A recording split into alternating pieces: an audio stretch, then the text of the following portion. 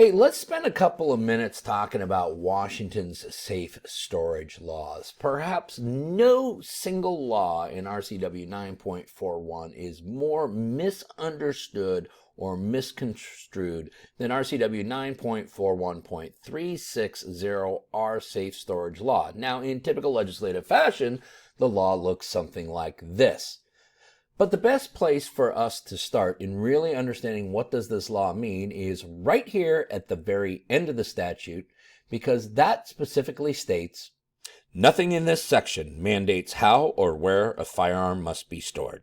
You see, that's right. There is nothing in Washington's safe storage provisions that actually mandates how you store a firearm. Rather, what RCW 9.41.360 says is that if you fail to secure a firearm, and then that firearm is accessed by an unauthorized person, and then bad things happen because of that unauthorized person's access, you may be criminally liable as well.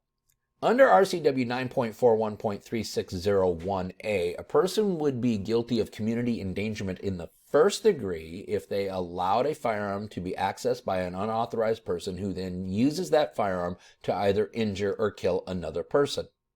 Community endangerment in the first degree is a Class C felony. Now, in addition to that, a person could be found guilty of community endangerment in the second degree if a person allows an unauthorized person to access a firearm, and then that firearm is later used in the commission of a crime or discharged in any way, shape, or form.